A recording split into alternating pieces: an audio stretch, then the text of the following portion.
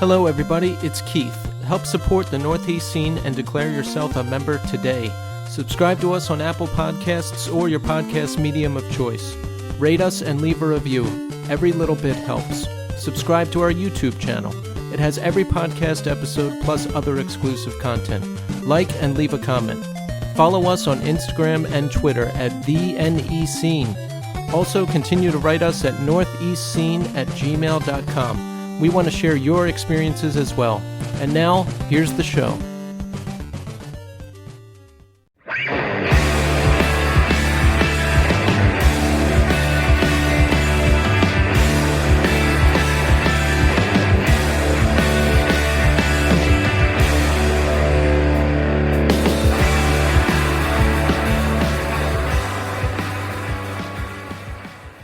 Hello, everybody, and welcome to the Northeast Scene Podcast. This is Keith. And Tommy. So, as we're recording this, we do not know who is president yet. The results are still being tallied. Yeah. Right now, I think last time I checked, it was 264 for Biden and 213 or 214 for Trump. Yeah, it's 264, 214. And it looks like it's going to be Biden. I hope it is. You know what? I'm going to be totally honest here. I didn't vote for Biden. I voted third party because I knew Biden was going to take New York for sure. Mm-hmm. And I wanted to put my support behind a platform I actually believed in. The Green Party, Howie Hawkins campaign looked good. I liked everything that I saw. So I don't know. I wanted to vote in something I actually believed in. If I was in a swing state, I would have voted for Biden because I wouldn't want to risk things. I like progressive candidates. I was a big Bernie Sanders supporter. I made several small donations to his campaign. That's where I fall. I like progressive candidates. I'm not a fan of corporate Democrats who essentially promise that nothing will change, which is pretty much what Biden did. But for sure, I want Biden to win over Trump, and I hope he does. See, I'm in the boat of I'm very fiscally conservative and socially liberal. My biggest thing is, and this is the one thing that bums me out about Biden, is he's not for school choice. I think school choice is a huge thing, especially for kids in urban areas. And I really don't like that he's very aligned with the public teachers union. Keep in mind, my wife is a public school teacher. I on a daily basis would get anywhere between 3 and 4 ads for Biden from the AFT, from the NFT, from the teachers unions my wife is a part of. She got handwritten letters from people asking her to vote for Biden. And my biggest thing is like our educational system is profoundly broken.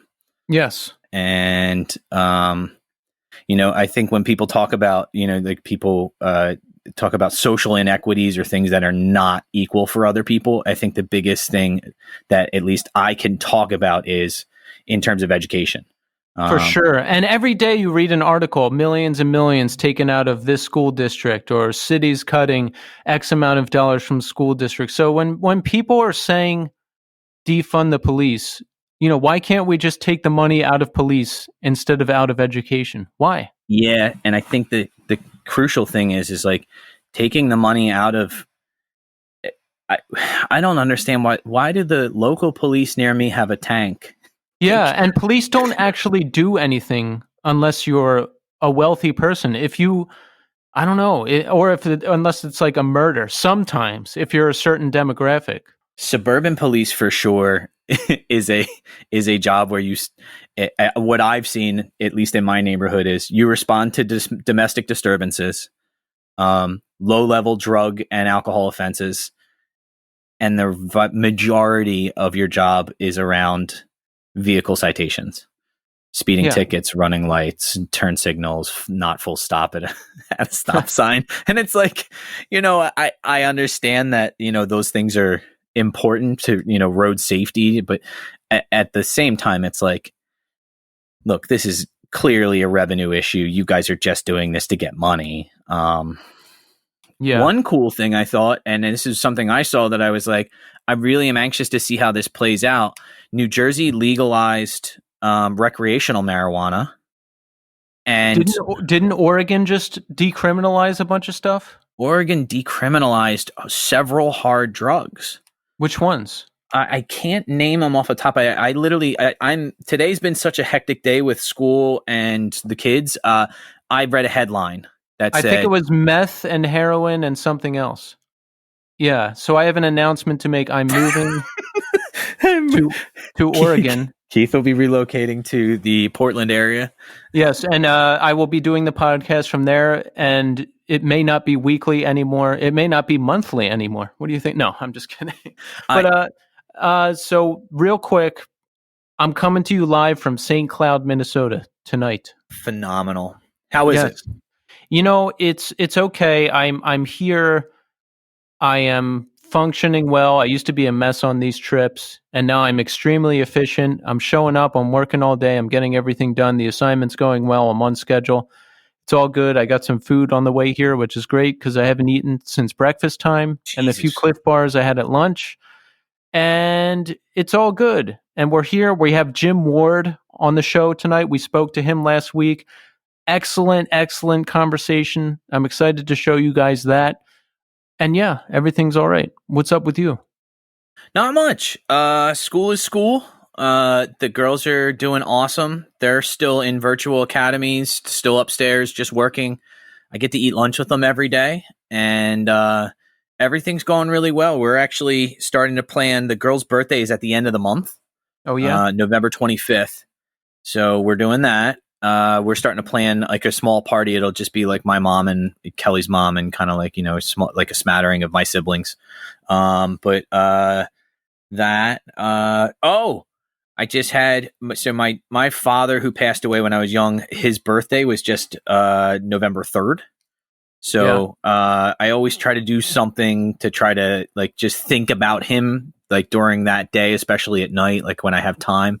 Mm-hmm. So I read some stuff that he had written in college. I read a couple passages out of some books that I knew he loved because his handwriting's all over them and they're marked up and underlined and annotated. And so it was a kind of, bittersweet moment of like, I'm really sad that he's not here, but it did definitely put a very fine point on the fact that I love the fact that I am here for my girls. Like it was definitely like, all right, well, he didn't get to be here for me, but I'm definitely going to be here for my girls. And that's a huge part of like feeling good about what we're stuck at home, but I'm so glad I'm stuck at home with them. Like, and I'm so glad I get to spend the time with them that I do and play the games. Like, even though I fucking hate the games that they play, but.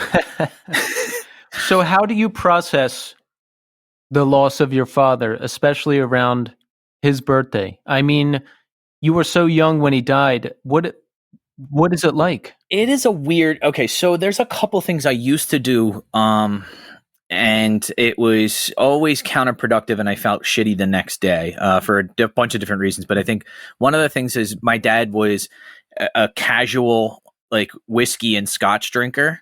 So I took it upon myself, especially in my 20s, to get like shithouse on Jameson because my father was Irish. So, my whole family's Irish except for my mom, who's half Italian.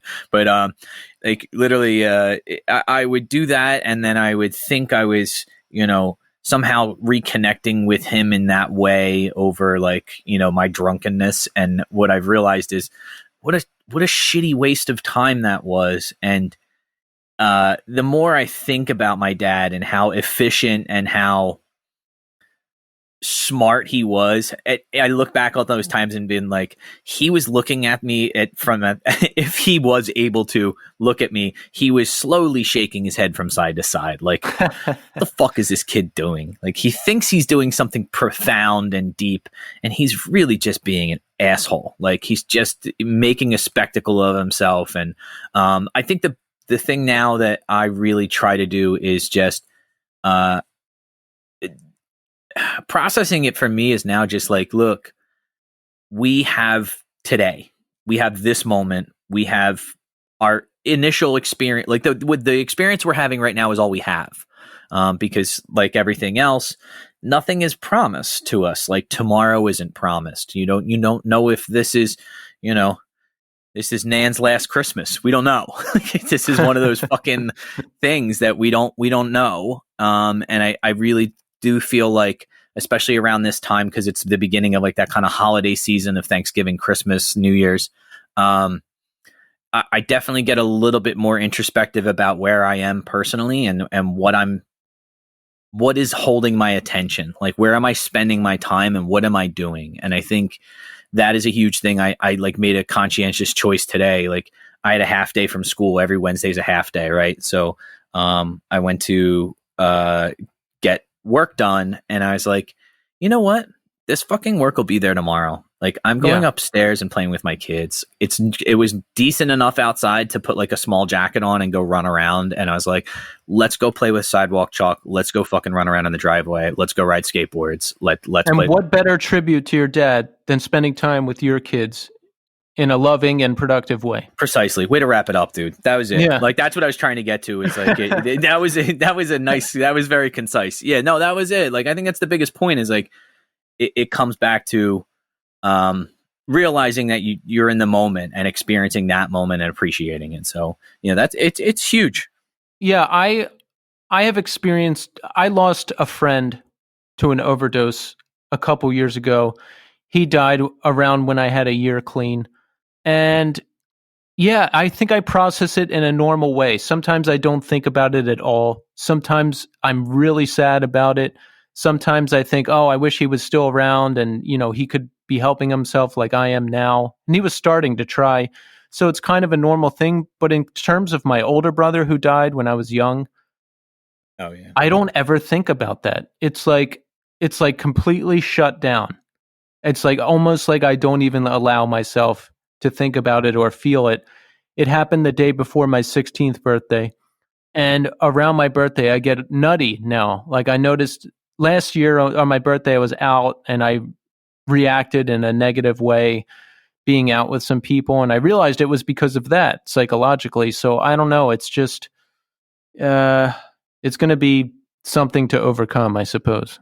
I think that's one of those things that like, especially, so I think that the one defining difference between your experience and mine is your brother's death was unexpected and sudden. Yes. And my father had been diagnosed with pancreatic cancer. So we knew that he from the day he was diagnosed until when he passed away was a roughly 9 to 10 month period. So we knew it was coming. I mean, as a 5-year-old, I wasn't prepared anyway. My mom kind of talked me through some of it, but yours is traumatic for a bunch of different reasons.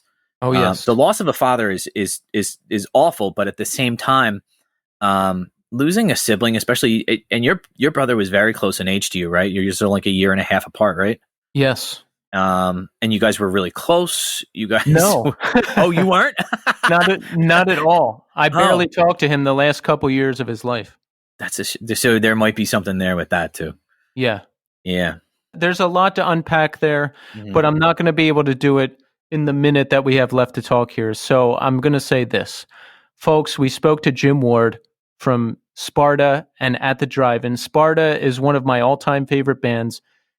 It was an exciting conversation. We talked about a lot, and I'm excited to show it to you all now. So here it is. Enjoy. All right, folks, we're here now with Jim Ward. Woo! Jim, welcome. Well, thank you. It's great to have you here. How's it going? How you doing today? I'm all right. Yeah, just sort of trying to stay safe here. We're a hot spot in the U.S., so. Where do you reside? I live in El Paso, Texas. Oh, okay. So, yeah. So it's a hot spot right now? Yeah, we had 1,100 cases today. Oh, today? Oh, man. Yeah, we're only 670 or 80,000 people, so it's a pretty significant number. Oh, my word. Yeah, that's a huge percent of the population. Oh, my gosh. Yeah, we're in bad shape. Is everything shut down there? I'm in Brooklyn. No. Everything is... No? No, I live in Texas. We don't give a fuck about anything, apparently. Yeah, it's disturbing. Yeah, like from national to state to local politicians, we've been ill-served by these folks, and we've been fighting. As my wife and I own a restaurant, so we've been sort of pretty vocal about keeping things locked down, even to our detriment, and it's on deaf ears for sure. What kind of restaurant? You want to plug it? Yeah, for sure. It's a at least 50% vegan restaurant. So we do both omnivore and vegan, and like good coffee drinks and a good bar and everything from scratch kind of thing. That sounds great. What's it called? It's called Eloise, named after a Wes Anderson character in Rushmore. Ah, yes. Yes. That's one of my favorite movies. Thank you so much for mentioning that. Yeah, it's all based on Wes Anderson, or inspired by, I'd say, like the decor. So. Oh, Get Out. Yeah. That's still one of those, I actually go back to Royal Tenenbaums at least once or twice a year. And it's still one of those movies that there's parts of that movie that are unbelievably hilarious, and then there's other parts of that movie that are just gorgeous, and then there's some parts that are just so shockingly sad. Like you're just like it runs the gamut. It's such a beautiful film. Yeah, I agree. I like his work a lot. So Jim, have you always lived in El Paso? Yeah, born and raised. I'm 5th generation actually El Pasoan. Wow. Oh, nice. So tell us about growing up down there. How was it? Set the scene for us. We're a pretty socioeconomically lower class town. So we're sort of a port city, right? Because we're on the border with Ciudad Juarez, which is our Mexican city. It's our neighbor. It's basically one giant city separated by a river. Kind of a river. It's a pretty small river now that it's dammed up. But the Rio Grande splits our countries and our cities. But the community is very interconnected, right? So a lot of people have family on both sides. We're tied together through economics and culture and basically everything. The air we breathe, the water we drink, all comes from the same place. Right.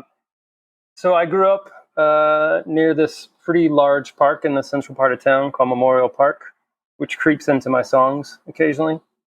And right away, Guns of Memorial Park jumps into my head. So when I was a kid, they used to have these big sort of like, I don't know what the technical name of these guns were, but they were like these big artillery guns from World War I that were sort of like immortalized at the top of the park. And we used to go and play on them. And we would call them the Guns of Memorial Park.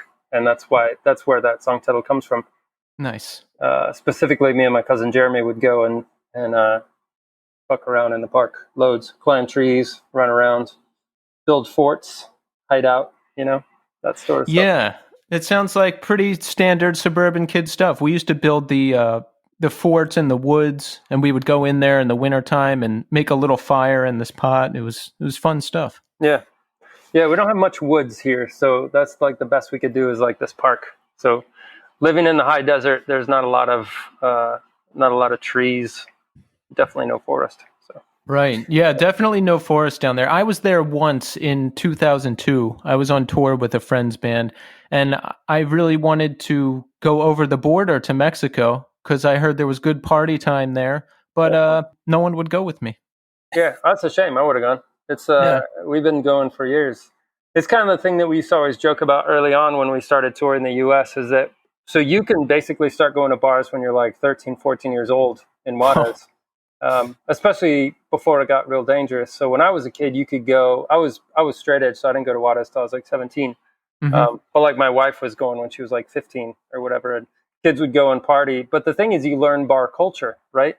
Yeah. So then we would go on tour in the States, and we were like 17 or 18 years old. But we're all well advanced of like normal bar culture when you're 17 or 18 because we had grown up in this sort of, the drinking age there is 18. So we're totally normal bar going folks. You know what I mean? Already at 18. Wow. Yeah, we're already over it. Well, yes, eventually I learned bar culture, but one time I've been kicked out of a bar one time ever. And the ironic thing is I wasn't even that fucked up. And plenty of other times I was fucked up, and I never got kicked out, but it was suggested that I go home a couple times. So that was nice of them. I've been kicked out plenty of times. Some pretty good ones too, actually. Give us the best one. So we started this is like one of my favorite getting kicked out of a bar stories. we were starting it was either the first or I guess it was probably the second Sparta tour. Mm-hmm. Maybe the first Sparta tour. Either way, we flew to Seattle for a show, and I had the night off, and Coldplay was playing at the Paramount. Mm-hmm. So this is probably pretty early Sparta, so probably the first record. And so I walked over to the show, and I had, those are friends of mine. So I went over and went backstage, and we were hanging out. And then me and Guy went out on the town after the show, and we ended up at a bar in Seattle with a piano. And I started playing a Coldplay song on the piano, just super drunk, just trying to make Guy laugh, really. But the bartender thought I was making fun of him. And so they physically literally threw me through the front door. And the whole time I was laughing, and I was like, no, I'm with him. I was just trying to make him laugh, but it didn't. I don't think it came off that way. I think it came off like I was a total asshole. So, which fair enough. I mean, I think he thought it was funny, but so then I had to wait out. I had to wait outside for him and the people we were with. Oh man, did they pick you up by your pants and your shirt like in cartoons and just toss you out? I think it was just fully like every limb of my body was taken by somebody, and because I think they were stoked he was there, right? Which I can understand. And then they thought I was sort of making fun of him, which I wasn't, but I can definitely see how they thought I was. So it was fair. I wasn't mad. I was like, no, you're right. You're totally right. So tell us about your musical background, when you started playing instruments and the trajectory of music you got into. My mom's brothers all played in bands like in the 60s and 70s, I guess. Mm-hmm. They were all just like local musicians, and they sort of moved to Wisconsin and played in like small regional touring bands, and then they all kind of ended up in Austin when all the sort of hippies were moving there, like in the 70s, I guess. Mm-hmm. And my dad plays guitar, like as a hobby. So he played in a high school cover band, and they used to play. There's a big military base here, and so they used to play the bars near Fort Bliss, where all the troops were on their way to Vietnam, and they would play sort of, 60s and I guess 60s covers. Really, they kind of had like uniforms, you know what I mean? Yeah. But no one ever did it beyond sort of that style. So I was kind of surrounded by guitars and music growing up. And when I was 12, there was a class in my school where you had to pick an instrument, and I was absent the day that you had to pick. It was like a mandatory music class. And I was absent that day, and when I got back, the only thing left was the electric bass. So I was 12, maybe just turned 12. I was really tiny. I was a really tiny kid. Mm-hmm. So it was awkward for me to do it. But I learned kind of like the 1-4-5 of a riff.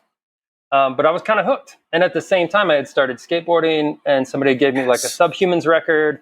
And so it began this sort of process of like, I started deep diving into punk rock, and loving punk rock at 12 and playing bass is sort of the perfect storm for thinking you can be in a band, because you're learning. Songs are pretty easy, right? Yeah. And you can just, as long as you can play as fast as you can and as hard as you can and with some gusto, then you're okay. So that's pretty much where it started for me. And then I switched to guitar when I was 16. I had met an older guy who had a band that was looking for a singer guitar player. And I sort of lied. I mean, I did lie and said that I could play guitar and sing. And then I went and borrowed my cousin Jeremy's Les Paul. So when I showed up to their house, they thought, oh, he's got a Les Paul. So he must be good. He definitely knows what he's doing. I didn't own a guitar, so I was just playing sort of these bass riffs, but just with a fifth attached to it. So all my first band was these really simple guitar parts, but I started just kind of making it up as I went along, and that was it. So I did that for 2 years, from like sort of 16-ish to 17-ish around there. And then started at the drive-in when I was 17, and then the rest kind of went the way it went. That's pretty courageous to just lie and get a guitar and show up and play and sing when you maybe don't even really know how to. Were you scared at all? I don't think so. I have that part of my DNA is missing, so I don't get things like that. Don't scare me. And this is my dad is a CPA, and he always talks about. He's very like rigid with things like this and like has a plan and understands the risk versus reward factor or whatever. And he's like, I don't know where you came from because you scare the hell out of me. Because I would just be like, we're going on tour. You know, like I bought a van. We're going on tour. I made a 7-inch. I owe $400. Don't worry. It'll work out. It's going to be cool. Don't worry. I think it really, if you read anything about entrepreneurs, they talk about sort of the missing DNA that entrepreneurs have. It's the same to be in a band. It's just, you're not scared of failure, or you accept failure and you use it for your advantage. I love that. I think back to when I was 24, I think. I tried out for this band. My friend got me in and I borrowed equipment, but I'm like too honest. So I show up and I don't know any of the songs and I tell them that I borrowed the equipment and that I don't have any. And of course I didn't hear back from them. But I'm like, what the hell was I doing? Like, there's a certain amount of like, I remember when I had one of my first job interviews for teaching, and I remember I went in just like, look, I'm either going to get this job or I'm not. Like, I might as well just be confident about it. And for some reason, like, I remember during the interview, she was like, so how many years have you been teaching? I'm like, I've never taught. I don't know. Like, if you go into certain situations with enough confidence, sometimes it's just enough to confuse people and be like, oh, he seems like he knows what he's doing. All right. Yeah. I'll give him a chance. I think now is like, so I own, like I said, I have a restaurant. Like when I do interviews for like future employees, if they just say, I just really want to work here and I'm going to do a good job, 9 out of 10 times I'll be like, sure. Fine. I don't even care at this point, because we go through so many people that just tell me what I want to hear and let's just go from there. It's fine. No big deal. Do you ever interview someone and they're like, hey, Jim Ward, I'm a big fan of your music, and then they get the job that way? Well, they definitely don't get the job because of that, but I can tell for sure. I mean, I live in a relatively small town, you know, in the grand scheme of things, and I know, you know, people may know who I am or the bands I've been in, but it's always pretty obvious pretty quickly. You know, if you've been doing this long enough, you know, when you just sort of know. You can spot someone and be like, all right, I got you. There's like a nervous energy to it. Yeah. Which is fine. I mean, there's people that work for me that are fans, and there's people that have no idea what I've ever done. Totally fine. I don't care either way. Yeah. Business is business. So tell us about the beginning of At the Drive-In. How did it all come together?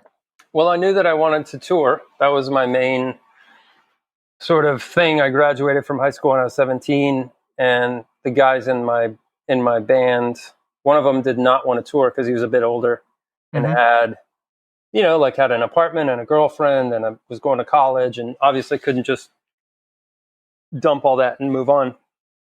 And so I said, okay, I'm just going to start something new. And Cedric was kind of like the best front man in town. Mm-hmm. So why wouldn't you ask him to start a band? Right. So I did. And we just started writing songs. And then we had sort of it's kind of every lineup changed for the first 4 years. So the first 7 inches is slightly different than the second 7-inch, which is slightly different to the first record, etc. And it wasn't until I think in Casino Out there was a really solid lineup for more than one record. Mm-hmm. But I just wanted to tour. That's all I wanted to do. I just wanted to get the fuck out of my town and go and see some stuff. And I sort of probably had more gusto than I should have, but that's kind of where it was at. I was just very confident. How soon was it before you could get out there and start touring? We started the band in the summer of 1994, and the first 7-inch came out in December, and we did a small, a 4-day Texas tour in December of 94. So it was pretty rapid. Kind of saved up some money, and then my parents let me use, my grandparents had put some money aside for my college, which they let me use for this sort of adventure. And it wasn't until maybe a few years ago that I found out that my parents were allowing me to do all this because they thought I would be turned off by it and then go to college. So I did really well in high school. I was did a smart kid, did all the right stuff, got all the good grades, etc., and should have gone to like an engineering school somewhere. I went to like summer engineering camps and stuff like that. Oh, that's awesome. But what I really wanted to do was just play rock and roll. That's all I wanted to do. Like all I cared about. Right. I love when people tell that story and they just do what they want to do right out of high school. I was always so afraid of everything and kind of unsure about my path. So for too long, I did what I thought I should do rather than what I wanted to do. Yeah, I think it's going to leave you feeling a little let down if you do what you're maybe think you're supposed to do. Exactly. And I think I discovered the band around In Casino Out. I pretty much only listened to hardcore, and then I got into like Texas Is the Reason and Saves the Day, and I started to branch out, Get Up Kids, all that stuff. And at the drive-in, I knew their name rung out, so I checked out In Casino Out, and there was this review of the album. I don't remember what magazine it was in, but I'll never forget it because this was my exact experience with the album. They compared it to buying this new shirt, and you try the shirt on, and you don't really like it, and it goes back in the drawer. And then 2 weeks later, you take the shirt out, you wear it, and you're like, holy shit, this is the best shirt ever. And then you wear that shirt every day for a year. And that was my exact experience with that album. At first, I was kind of didn't get it, and I was like, huh. But then all of a sudden, it was like, boom, this is incredible.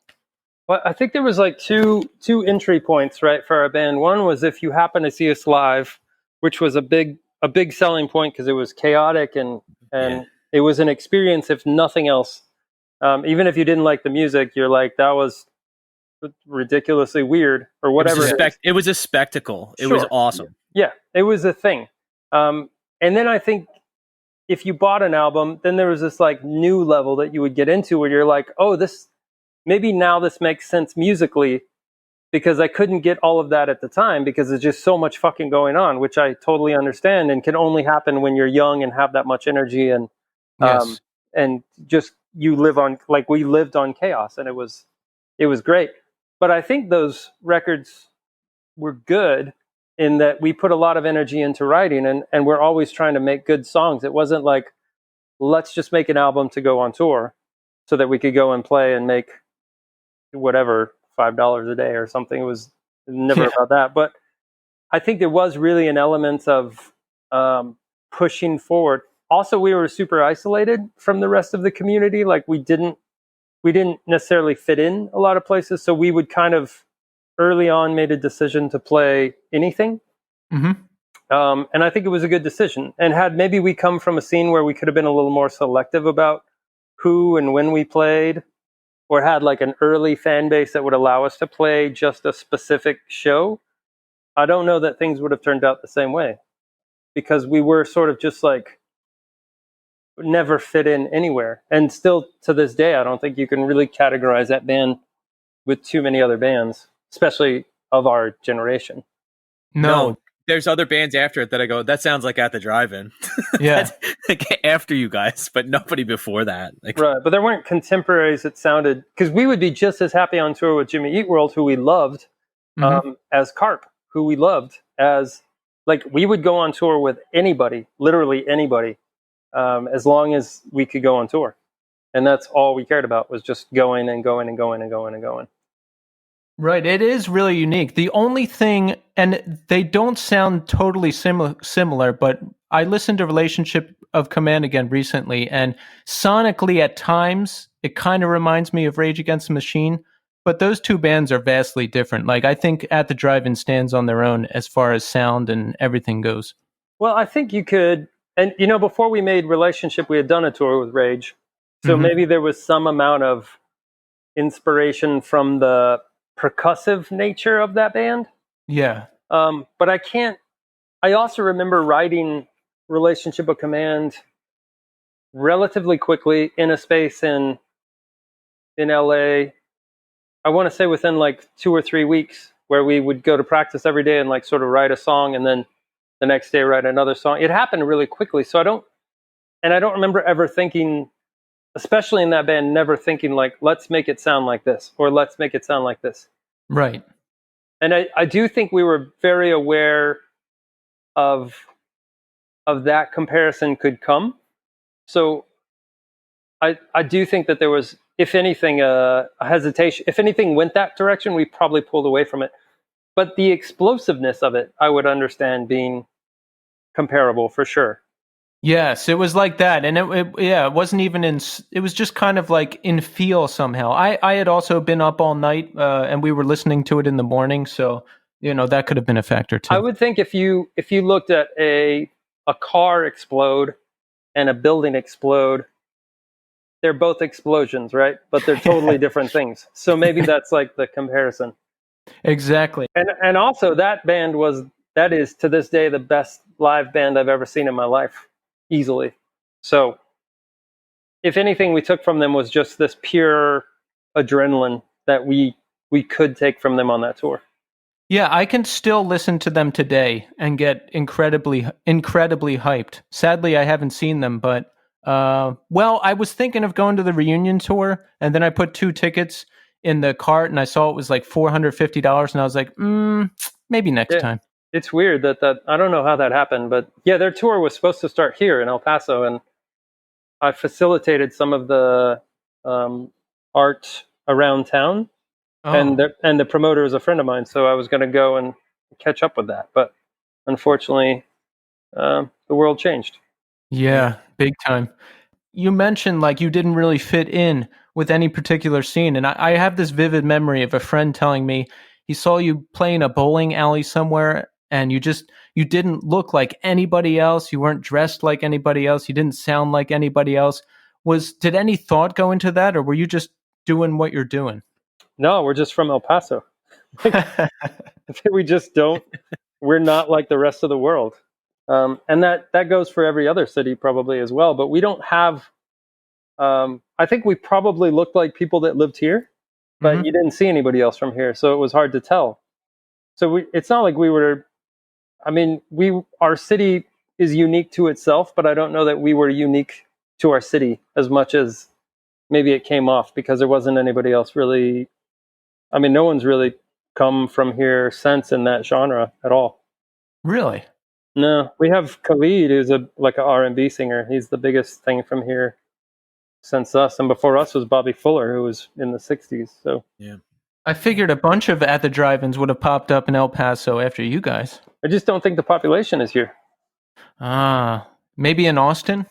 Probably, yeah. Yeah. I don't know. I quickly started avoiding that with every ounce of my energy. Austin?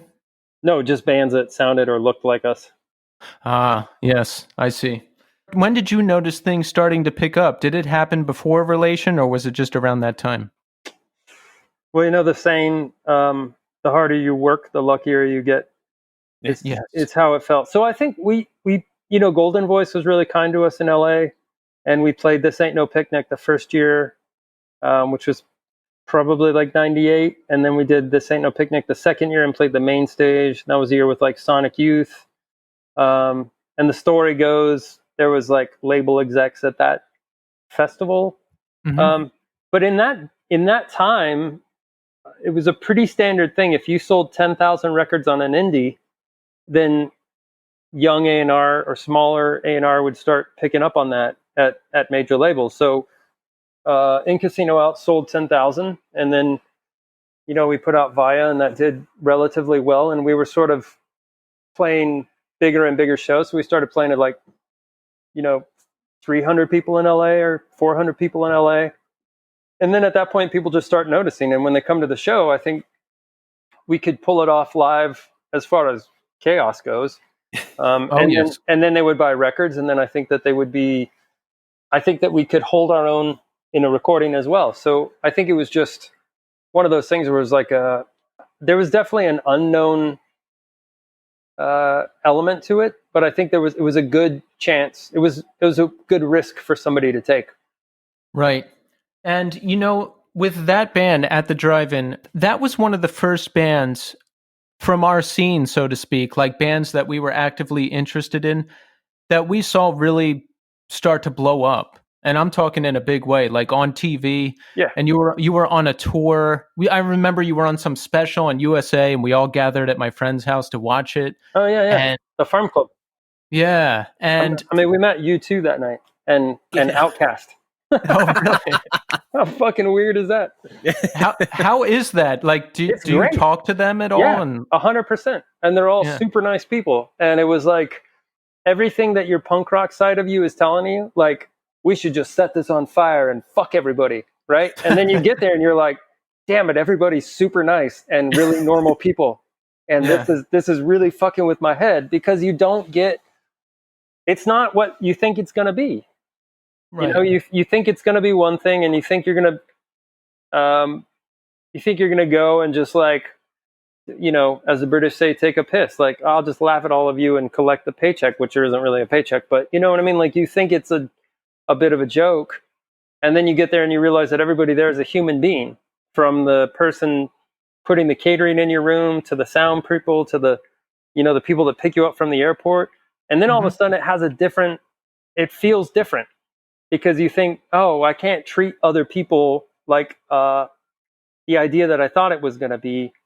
They're really nice. And now this makes me question everything that I know. And not to get too deep on it, but this started happening, if not daily, weekly. Like, we would be put in these positions where things were challenging to me. I didn't want to be on a major label. I wasn't comfortable with any of this stuff. And the more it happened, the more I realized, well, they're just people. And it's not really that big a deal. And maybe I'm making this into more of a thing than it needs to be. And then you meet people like Outkast, and you're like, these people are so far out and so creative and brilliant, and like, okay, everything I knew, I don't know. Yeah. I think that recognition of humanity, like when you start to realize like that there's that spark within everybody, and you start to like really see it in other people, you're like, oh, okay. You know, you have a mom and a dad and sisters and brothers, and like, you're just a regular person. Like, you know, and I think if you're a decent person and you see that, then you understand. Yeah. Like you're saying, you have a mom and a dad, and like, you're just a human. You're just going to work, and like, yeah, you might be the guitar player in U2, but you're still just a human, and is actually a pretty nice guy. So all of a sudden you start thinking, well, maybe I don't have this all figured out, you know? Yeah. And, you know, Jim, in doing this podcast, like all the artists that I talk to, these are the artists that I worshipped and worship still. I mean, at the Drive-In Sparta, all the bands we talked to, I assumed, oh, these guys all have it made. These guys all have the connections. These guys are big time. These guys are all doing it. But the thing I learned is that, like you mentioned, everyone is just people. They have struggles. Oh, yeah. They have disappointments. They couldn't get things together. You know, they did the same things I did, and they just went in different directions. And continue to. And that's the important thing, is like the challenges that I've seen in life maybe have not been as great as they are for me today. Mm-hmm. So the things that have been things I thought I had to overcome, like today I would say I'm at more of a crossroads and more insecure, and more like all that stuff continues to go with life. Yes. And nobody has it together. And like, we all have, you know, friends that are more famous or more successful or whatever than us. And then when you have those conversations, it's like the same thing. Like, I have friends that sell insane amounts of records that are super famous, that when we talk about insecurities, I'm like, fuck, you got problems. Like, you definitely have some issues. You know what I mean? Like, everybody has it. And it's such a cool thing now to see sort of some of that, the curtain being pulled down and some of that shit being taken away, where you can actually talk about mental health and talk about the issues that affect you without sacrificing you as an artist. Like, before, you weren't allowed to say that. You weren't allowed to say, I'm depressed. You're not allowed to say, I don't want to be here. You're not allowed to say, I want to go home. You're like, no, you take every opportunity because you're so lucky to be here. Anybody would give anything to be here. And so you kind of pile it on and pile it on and pile it on, and then you fucking crack. Like, you're going to, of course you're going to. And then it goes to the next generation below you, because now you're cracked. Yeah. And I just am so excited to see people like Haley Williams talking about depression. It's so important. Yeah, or people are really open about addiction. I mean, sadly, you're seeing a lot of the younger rap stars just dropping like flies, and it's really sad. Or you see someone like Demi Lovato coming out about addiction, and that's a theme we come back to on the show a lot, is that there is help out there for whatever you're going through, but to find the right help and to stick with it, it's just such a struggle. And in my life, I had struggles with drugs and alcohol really bad for years and years.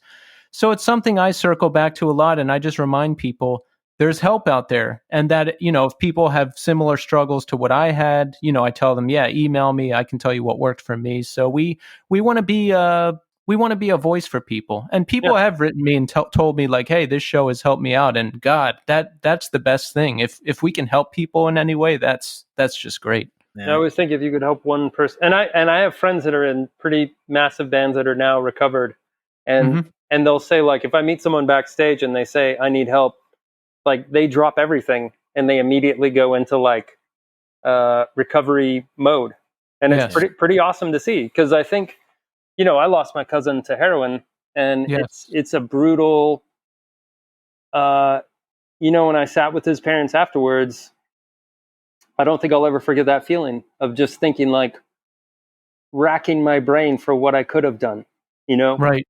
And I couldn't have. And that's the honest answer, is I couldn't have done anything probably, but you never stop thinking that. And so, if anyone ever talks to me about that stuff, I'm there. Like the bus will wait. Yes. Same here. And I also lost a cousin to heroin, and I know there's nothing anyone can do for the person, because I was that person. I wasn't going to listen to anybody until I was ready to stop. And with my cousin specifically, I also lost him to heroin. And this is how the mind of an addict works. I heard that he went into treatment, and I was like, oh, well, I'm not about that. So I'm just going to stop talking to him so that I don't mess him up. I'm still getting high. Like I'm still going to get high. And that's how the mind of an addict works. And I so wish that he could be around, and that, we could be involved in this thing together. But he didn't make it. Sadly, so many people don't make it. Yeah. Well, we have to do our best, and that's all you can do. I always tell my students at school, I start with this, like this whole week has been anti-bullying week at school. And I always tell the kids, like, there's this old Plato quote that says, be kind, because for everyone fights a battle that you do not know of. And it's like, people are able to put up that mask or put on a good show, and then their life is in shambles, or they go home to something that you have no idea about. Yeah. And it's really devastating, because, you see kids, especially now, like with virtual learning, kids that should normally be getting mental health services 3 times a week, and they're only getting it, through a computer. And it's like, that's not the same thing. We are really going to face, when kids get back into school full time here, because we are still virtual, at least until January. And it's like, we're going to see a huge influx of kids that not only need more counseling than they needed previously, because we need to catch up on what we missed, but kids that normally wouldn't have needed counseling services or needed social services interventions, they're going to need it now. And it's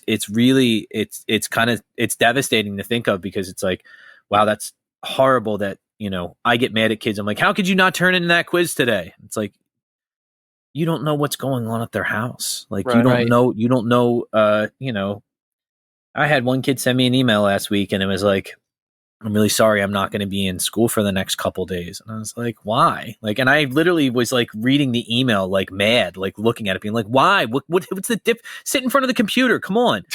And as I'm reading it, he was like, my mom's been having trouble with money. The lights are cut off. We don't have, we don't have the power. We can't use Wi-Fi. And I'm like, my heart just sank. And I'm like, okay, well, I'm emailing the social worker. She's going to get out to you. Like, we're going to get something fixed. We're going to get this working. Like, this is something that we can take care of as a school. We are a public school. Like, we can take care of this. Like, we have things in place to make sure that you can get to school.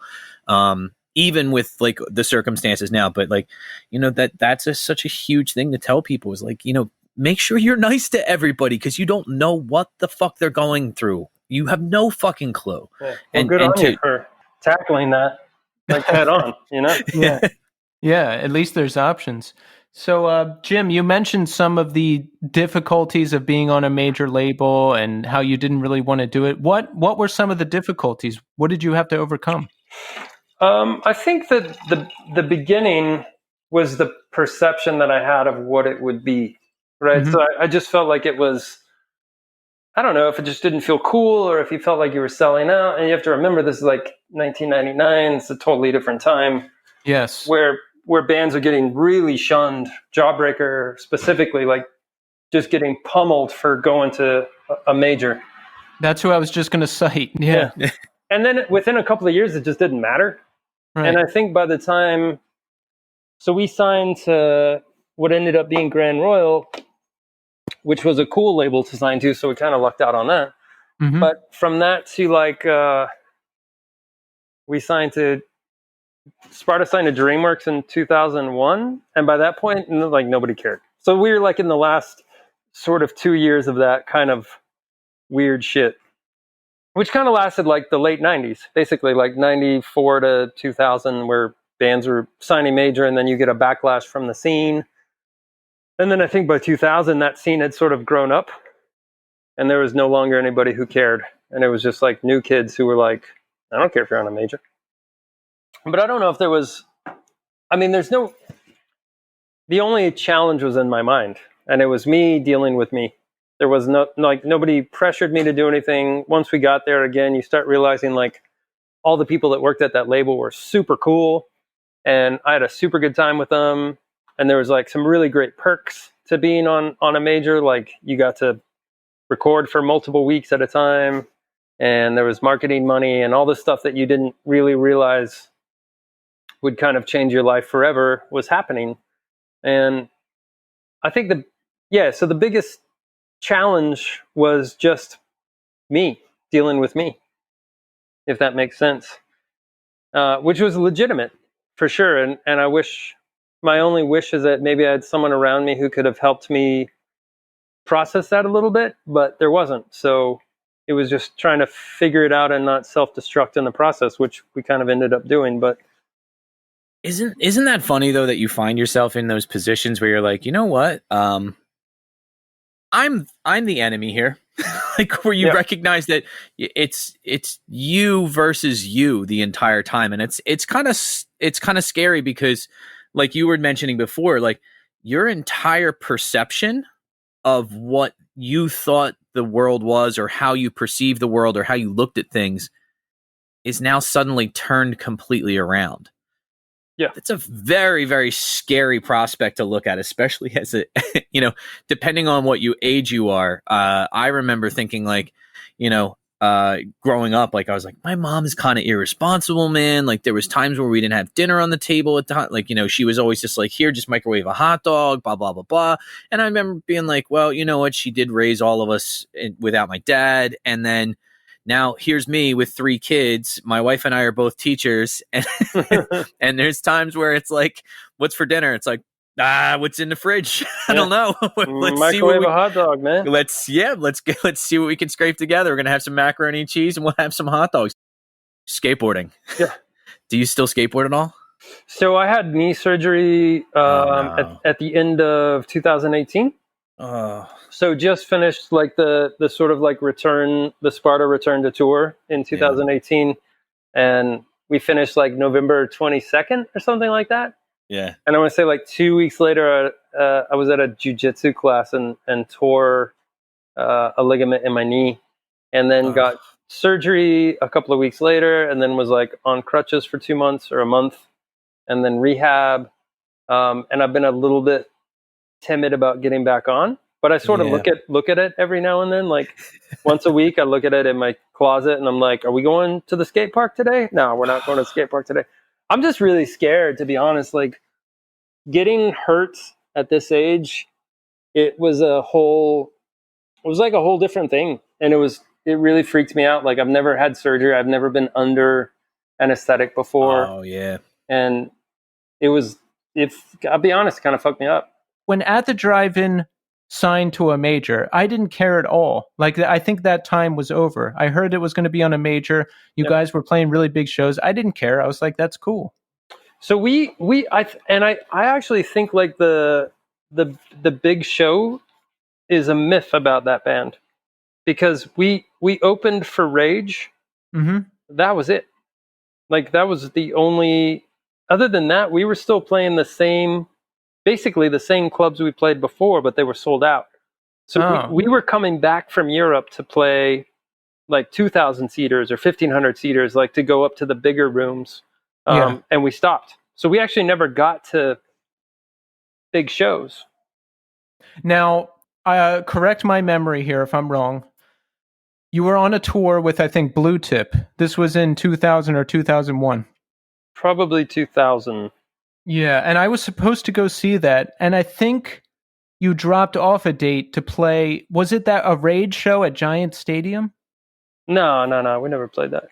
Yeah, I remember hearing you guys dropped off something to like play. You were going to play Giant Stadium. Maybe it was just a rumor. I was like, what? What is going on? So there was a tour that was booked that was Beastie Boys, Rage, us. That was going to be all stadiums. Mm-hmm. And then Mike D broke his collarbone. Is the story I think I heard. Either way, it didn't happen. It was supposed to be in, I think, 2001, but no, we never played any of that stuff. We played arenas with Rage. That was all we did. Played a couple of shows with the Foo Fighters, but in pretty small venues, like radio show stuff. So you were still playing the same kind of shows, basically, just now they're sold out. Yeah. And then we got to Europe, and it was a little bit crazier.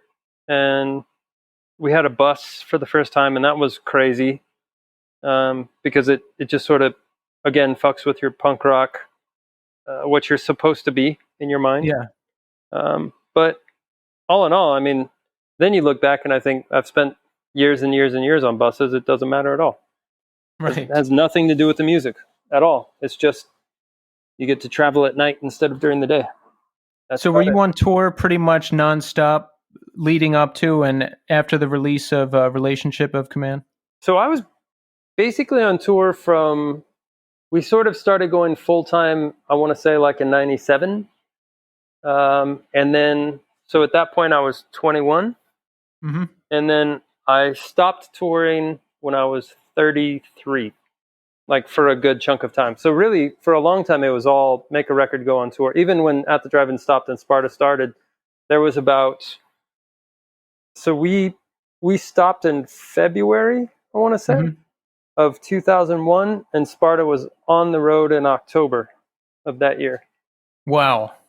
So you didn't waste any time. No, straight into it, basically. Like I went and started playing with some guys in Austin, and then sort of got called back to play with the dudes that eventually would be Sparta. And it happened really quickly, yeah. So the end of At the Drive-In, I mean, there's a lot of rumors and legends over the years. Set it straight for us, Jim. How did it end? I got married on March 17th, and the next day Cedric quit the band on March 18th. So that would be that. Like, it's not a lot. I don't know why there's so many weird rumors and stories about it, but I mean, I think the label said we were on hiatus for some reason, but I mean, he definitely was like, I'm leaving the band. And I was like, all right. Like we were super burned out. I don't think that I understood that it was a way of making money yet. So we hadn't really made any money. I wasn't like, none of that mattered to me. And then that would sort of set a precedent for my life, in the sense that I then from that point on never really cared about that. I never cared about, that was never a good way to get me to do anything. So if anyone would say, we got to do this tour because that's going to get you to the next level of fame, I'd be like, I don't give a fuck. Like, I really don't. And you can call me on it, and you can look at my career. You can look at all the tours we've done and not done and whatever, and I will stand by that statement. Like, that shit doesn't mean anything to me. I have made, honestly, like, I've been the most depressed and self-destructive when I was making the most money. It just doesn't, none of that is it doesn't mean anything to me. And it took me a really long time to realize that it was actually, the more I worried about it, the more I was hurting myself and the people around me. Like, you get, at least for me, I get more self-destructive in those situations. When I was younger, I mean, sort of before I knew what I was doing, but at the time, I would just sort of self-medicate to get through that shit. And it was miserable. It was fucking miserable. And I wouldn't do it again for any amount of money. Like, so if anyone ever wonders why I don't do something, that's not part of the equation. So if money was not the motivator. No, one way or the other. Like, I could make money, I could not make money, whatever. Just doesn't matter to me. I don't live an extravagant lifestyle. So you talk about self-medicating to deal with stuff. That's definitely my deal. And that was my deal for a really long time. And I had to do, and still do, an incredible amount of work to manage that. How did you come back from it? So mine was always booze, right? It was always alcohol. I'm just not a big drug guy. I'm super lucky that I met somebody when I was 20 that has been part of my life ever since, and she's now my wife. But somebody who doesn't care about any of this stuff, to the point where she wouldn't allow me in the long term to upset our life in order to get famous or any of those things. Like, none of that shit is important to her. She doesn't care. She's not a big fan of my music, right? So it's not somebody who's after, like, sometimes you'll meet people that their partner is like, sees an opportunity in that relationship or something. Yeah. Right. That's not my relationship. So I have somebody who's like, you're acting like an asshole. You're out of control. You're being a fucking jerk. Nobody wants to be around you. It's like somebody who's just honest with me about what I'm doing. So that to me has always been the best thing. Like, that's who got me to not smoke cigarettes. That's who's got me to, like, not be an alcoholic. That's somebody who has kept me from self-medicating to the point of total destruction. Even though I've tried and I've pushed her as far as I can, she's sort of been there for me the whole time, which is, I'm super lucky to have somebody like that. And I hope now I'm sort of at a place where I can be that for somebody else. But I definitely wasn't. I needed somebody in my life to help me, for sure. And since then, like, I've gotten. I definitely am an advocate and an ally for people that need help, and will do my best, like, whether they work for me or a friend or whatever. Like, we bend over backwards to get people into therapy or rehab or whatever, just because I know how much of a difference it can make in your life when you're a little bit more together. And I've never wanted to be, I've never wanted to get to a point where I had to be sober. So anytime, like, I've taken a year off from drinking totally, where it was just like, and that was what triggered that was playing a solo show, where I basically woke up in my house the next day and don't remember any of it or anything or how I got home or anything. And then called my front of house guy and was like, what happened last night? And he was like, you're great. Super good. Like, played a great show. You went home totally normal. And I was like, this is not fucking normal. Yeah. Like, this is not healthy at all. One, that no one knew I was totally blackout drunk, right? So just decided, like, this is a good time. But again, this is an industry where I was essentially paid early on in alcohol, and then totally numbed to whatever was happening with alcohol. And that's, like, constantly, like, you play a show, there's everything you could ever want to drink backstage, and you go to a party and it's everything. It's just always around you. And there's definitely nobody that's like, okay, I'm making money off you, but also I feel like you may need to slow down. Like, that's so fucking rare. So I've made it a point to be that person as much as I can be. So, like, if I have a good friend, even if they're doing well, like, I'll pull them aside and say, like, you are, like, I'll be honest with you. This is how you're acting. This is how you're making me feel. I'm scared for you. Or this is something that I've been through, and I think I could give you some insight. And, rarely are people ready to listen, but I think when they are, they keep that in the back of their mind, and you'll be the phone call that they'll make. Right. Yeah. Was there ever a point where people would openly offer you drugs, like for free? That was my dream. I was like, I want to make it to the point where people are offering me drugs, because I always have to go find them, and it's a fucking pain in the ass. So being in a band, if you want to do drugs, is a great vehicle for scoring. I've never been a drug person. Like I'm allergic to weed, which has kept me from everything. And not that I haven't had some dabbles in other stuff, but it's just never been my thing. Also, it's fucking expensive to do drugs. Yeah. Holy shit. It is really hard. Like when I'm at a bar and my favorite drug is in front of me, like I'm good. I don't need any more than that. Like I've never been into, the whole like sex, drugs, and rock and roll. I'm only interested in rock and roll. Never been interested in the other stuff. Like don't care about girls, don't care about drugs. Like I just want to play shows and have fun. And unfortunately, like, booze is part of that. And you got to be aware, because I just don't want to end up like, you have to be aware enough to know where you could be going, and then look at that person and say like, yeah, I don't want to be that guy. Right. Like, yes, that guy, nobody. So we just always say sloppy, like, don't get sloppy. Yeah. So if you get sloppy, then we don't want to be part of that. That sounds remarkably similar to me drinking. That was my drinking experience, almost like, minus the whole part where you're famous. So it got too much, too quick. And it was just like, there was a couple times where I just woke up and I was like, I don't really remember what happened the day before. So I'm just going to, take I'm going to take a beat for a second, just take a break for a little while. And Keith and I have talked about this before. Like, I'm by no means sober. Like, if I go someplace, like, I've had drinks in the past 3 months, I've had a drink. But in my head, I'm like, I know that I can go overboard with it really quickly. Yeah. Or that when I do it, I have to be very measured about it. Like, I used to do things like, not eat on purpose. So when I drank, I would get drunk really fast. It was just a horrific idea. But like in your, like, my cheapo brain, I'm like, dude, I'm going to get drunk off like 6 beers because I'm going to pound them and I'm going to have nothing in my stomach. It's going to be amazing. Like, yeah, if I ate, it would kill my high. So I'd make sure I eat first and then I would get high. Yeah. Yeah. So that was my system. Well, let's talk about Sparta. Now, Sparta started up very quickly after At the Drive-In was done, it sounds like, right?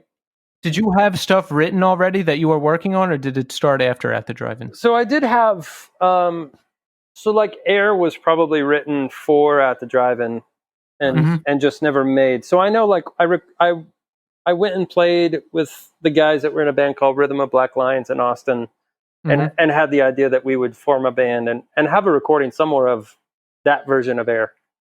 And then it went to... And then we came here, we wrote a record really fast, got signed really fast, made a record really fast, and then went on tour for like 18 months or something like that. It was super long. The first Sparta tour was hellaciously long. Whoa. But I think we had a giant chip on our shoulder, and we're trying to prove that we weren't the other guys that nobody cared about, Yeah. Right. Which is what came with that job. So Yeah. And certainly not. Sparta is just an incredible band. Wiretap Scars is an album I go back to still. And there was a period in 2012 where I got real into it again. And I think I listened to the song Collapse like 400 times. And people were like, this song again? What's wrong with you? And I'm like, dude, listen to this shit. How fucking perfect is that song? So my experience, this is kind of like my experience with Wiretap Scars was I worked at, and this came up in one of the last broadcasts, but I worked at the radio station in college and I got an advance copy. And I remember I brought it home and all the kids I live with were all lacrosse players. So like, think about like kind of like not meathead, but no, some of them were meathead kind of kids. Like, jockey kind of kids with long hair. Like, everybody's like, yo, bro, what's that kind of guys? Super fun, super nice people, really great teammates, but definitely not into the music I was into. And I remember I brought that record home and I was like, I put it on. And my one roommate came out of his room and he was like, what is this? I was like, oh, it's this band Sparta. It's like part of that band at the Drive. Never mind, you don't know it, but it's a band that I just picked up the record. And he's like, this is really good. It became like like we would have literally keg parties at our house with like, a couple hundred people in there, and people would be like, what music is this? And we'd be playing Sparta. It was really fun because we exposed so many different people to that type of music, and they were like, this is pretty good. This is awesome. This is really good. Like, I've never heard this before. I'm like, yeah. Well, I think that we honestly missed the mark on the single. So we released Cut Your Ribbon as a single. And I think what they were trying to do is piggyback on the reputation of our old band. Yeah. Right. And I always thought it should have been Air. Yes. And I would make, again, you would have these arguments or conversations, but ultimately somebody would just take me to the corner bar and I would forget about it.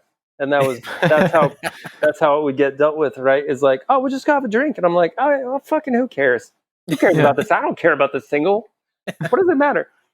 But I do think that we missed an opportunity to maybe get a bigger, like this. The album was deeper than the single showed, I think, is what I'm getting at. Yeah. Yeah, because Cut Your Ribbon is like a harder song. Yeah. It's the hardest song that Sparta ever recorded. Easily. It's like a more pissed off Quicksand. Yeah.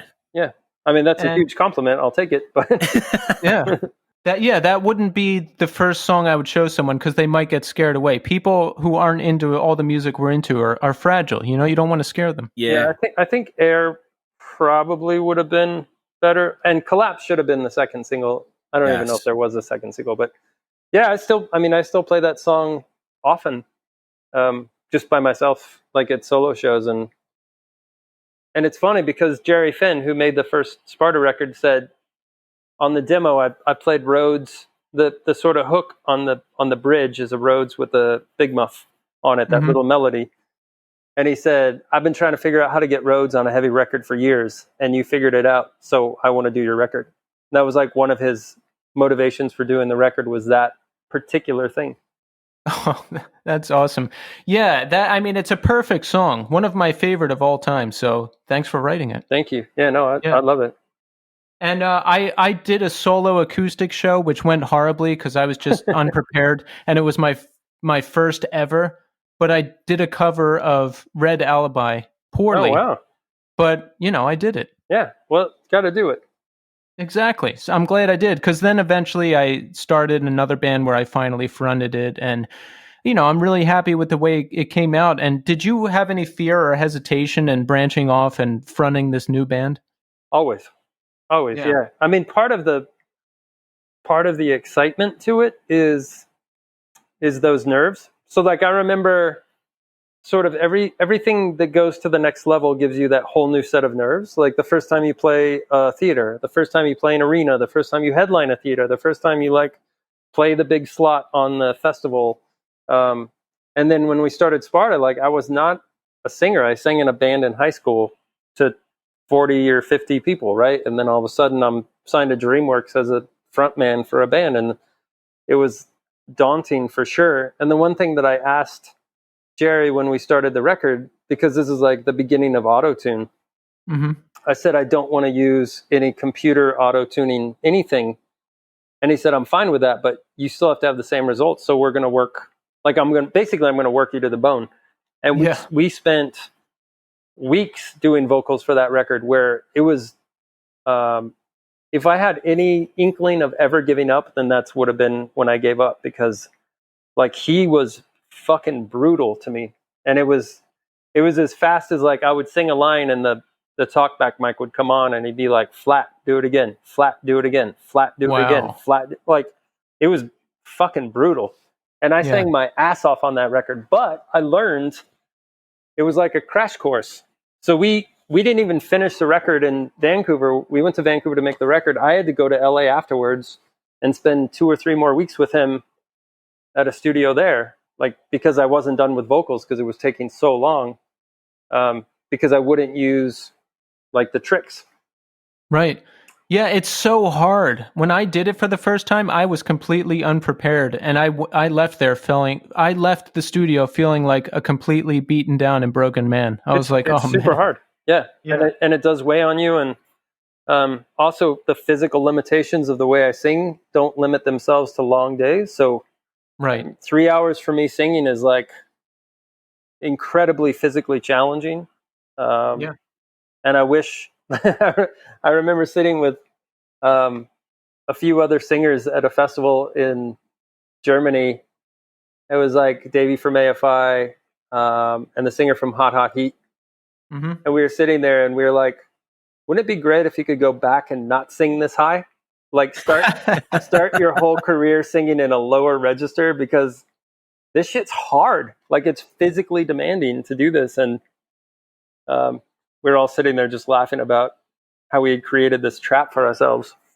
I can't imagine, like, that's like one of those things. Like, so the first band I was ever in was this band called Audience of One, and it actually, the singer was Anthony Green from Circa Survive. Yeah. And every time I hear him sing, I'm always like, how does he do this for a prolonged period of time? Because their shows are notoriously long. Like, they'll play for an hour and a half, and I'm like, are you fucking kidding me? Like, and he keeps it up the whole time. I'm always blown away by that. He's just like a superhuman, I think. Have you seen any of the Foo Fighters 3+ hours of shows?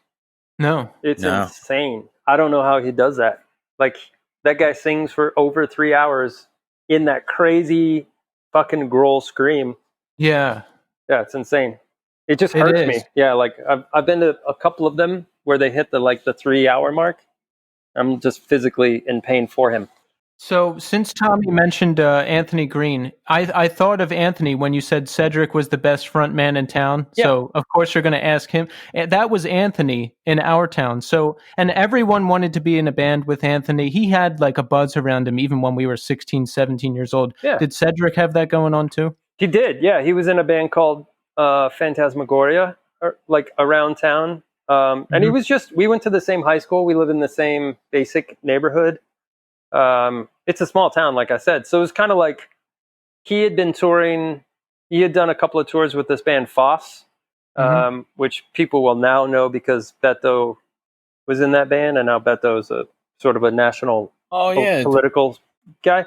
But so those guys were like a little bit older than me, and they had actually gone out and toured. And I looked up to them so much because they had gone and done it. They had gone on tour. They had left the city. They had gone and played shows. Like, it didn't matter if anyone played to anybody. It was just that you left town and did something. So when he came back in '94, the summer of '94, from that tour, and I want to say maybe his band had broken up when they got home and Foss had stopped or something. Either way, there was I just ran into him and I was like, hey, I'm going to start a new band. Do you want to? It was that simple back then. You know what I mean? Hey, I'm going to start a new band. You want to do it? Sure. Okay. Whatever. Wow. And there's not, we weren't, this isn't a scene motivated by fame or fortune. So it's not like, right. It's not like anybody thought you could be from El Paso and make a living playing music at all. So never even entered our minds. And again, probably set me on somewhat of a trajectory for where I am now, which is that stuff has just never been too important. So about early Sparta, this might be a weird question, but I have to ask, is there any Christopher Cross influence? Like, I listen to Sailing and then I listen to Collapse, and they're very similar. So I'm a huge Billy Joel fan. And I think if you hear any of that, like, Billy Joel's probably my favorite writer of all time. Yeah. But if you hear that, that's probably what you're getting is the Billy Joel, especially The Stranger Piano Man. Those two albums, I think, are the two.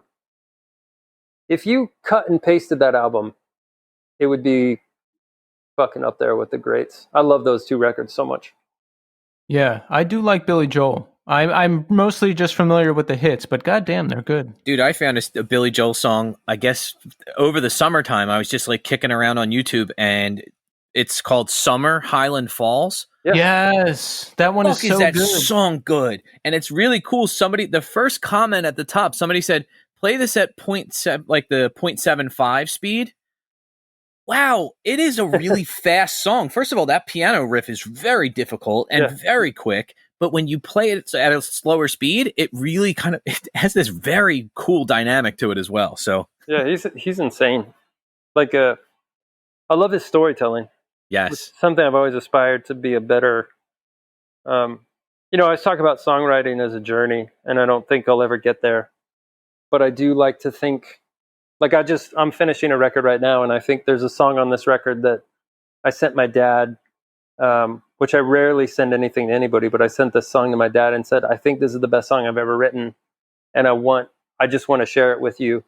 And he wrote me back like a really emotional message saying like, yeah, when I got to the chorus, like my eyes filled with tears, because wow, I'm learning how to be able to say some of these things now a little bit more poignantly, or less, like I'm feeling a little more comfortable in it, if that makes sense. Yeah. Mm-hmm. But it's all about where I'm trying to get to, right? I'm trying to make the best song that I can make, and that's literally the only thing that matters to me. So as long as, I'll always say like, I'll go on tour so that I can make another record, because all I really want to do is just make another record, but there needs to be that life experience in between them so that I have time to learn new things. Absolutely. I love that story. My favorite, I put out an EP like a couple years ago, and my favorite song on it, I made a video for, and I sent it to my dad. And I did not have the same experience as you. My dad was like, he was like, yeah, I liked the video. I didn't like the song though. I was like, well, granted, I've written hundreds of songs, and this is literally the first one I've ever sent my dad. So that is good. But one of my older bands, he really liked that one song. Like he still plays it to this day. So I mean, you win some and you lose some. It's true. Folks, we're also going to listen to Trust the River, the latest Sparta album, which came out this year in April. And I like it. It almost has like a classic rock feel. It's very chill. I really like what's going on with the band these days. I needed it to be that record. And I got, I've gotten some really great feedback from people, and I've had some real testy emails sent my way from fans that are like, this is not Sparta. Right. Wait, you're telling me fans email you directly to criticize you? Or like on Instagram or whatever. But yeah, okay. Like basically I get feedback from people, because I don't read reviews, so I don't know. Right.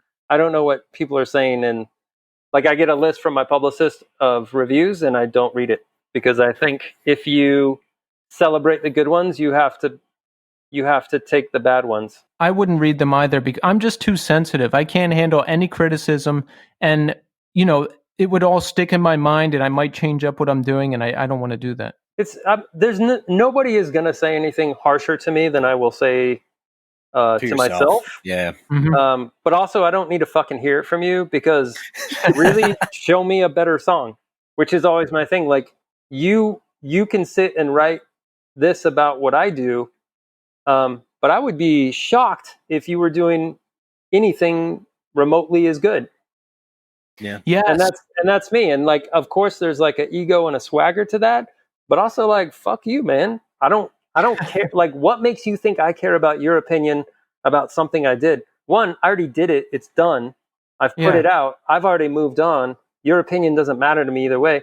This is for people to take into their life and enjoy or not enjoy on their own. And when I put out something, I release it to the world, and it's for you. It's not for me anymore. Like, you put it in your own context. You put it in what makes sense to you.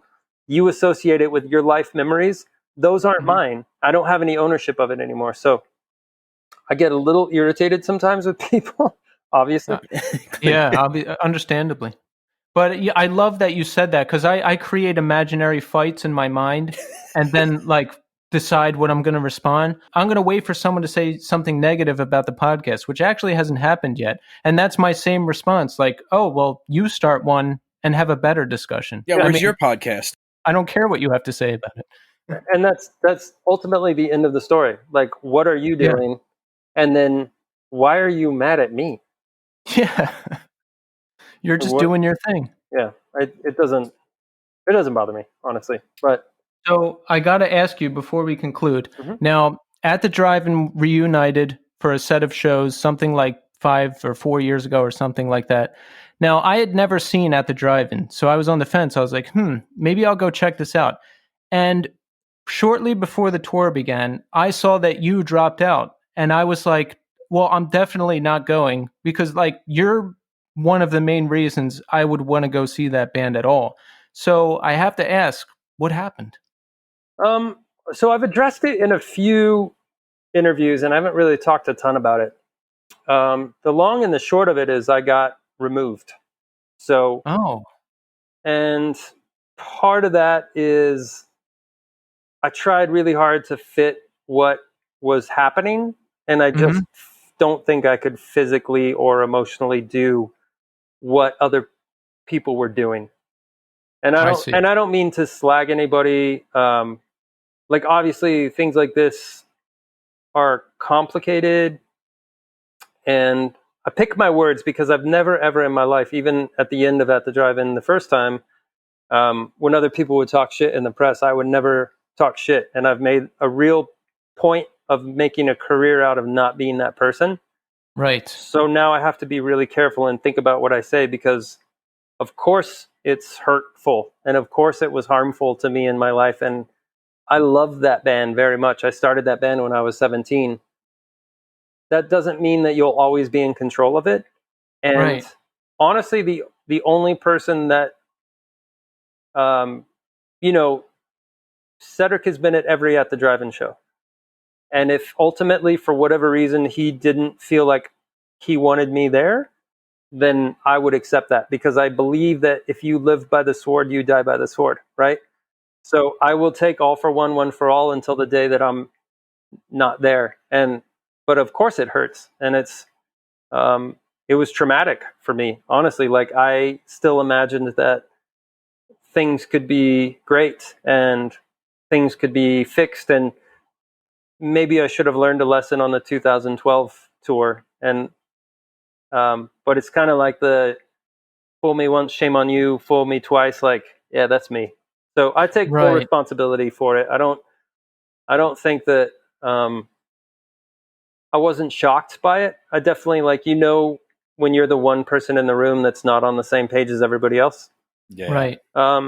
It's fair. Like, it is what it is. So how does it work when you're like gearing up to do that? Do you get like marching orders from someone? Is it like, here's how we're going to do things, and this is what we're going to do, and if we don't, then you're not part of it? Is it like that type of situation? It's never that honest. I'll tell you that. It's all like being in, and I don't elevate myself above any of this. Like I'm 100%, like in that situation, I was as much a middle school kid as anybody else. Like, if somebody was talking shit about somebody, I would definitely jump in and like make fun. Like it's a band. It's like, if you've been in a band and you guys have, then like there's shit talking, and there's like people are mad, and then you get over it, and then there's alliances, and then it's like, but there were some things that ultimately, obviously, made other people upset in the way that I treat this stuff. So, and whatever, like I'll leave it to history. Like, put all the records on the shelf and tell me the ones that you like or you don't like, and that's your opinion. And what the fuck do I care? Like, I'm doing something else. But yeah, and it was sad. I just really wish the whole band could have been out there together, but shit, it is what it is. Yeah. I mean, I wish that. I don't wish, actually. I was going to say I wish I could be a person that would fit into that gang, but I'm actually quite happy not fitting into that, and I'm okay with it. Yeah, and I hear you, because if there's a situation where there's a lot of bullshit or stuff I don't agree with, like I just remove myself from it. I'm like, no, like I don't know. This is what I do. Like, we're going to be real with each other. Yeah. We're going to talk to each other. We're not going to do all this weird shit. Like, we're going to be normal people, or we're not going to do it at all. That's kind of my philosophy. And I wouldn't look, we've had a long, crazy fucking life.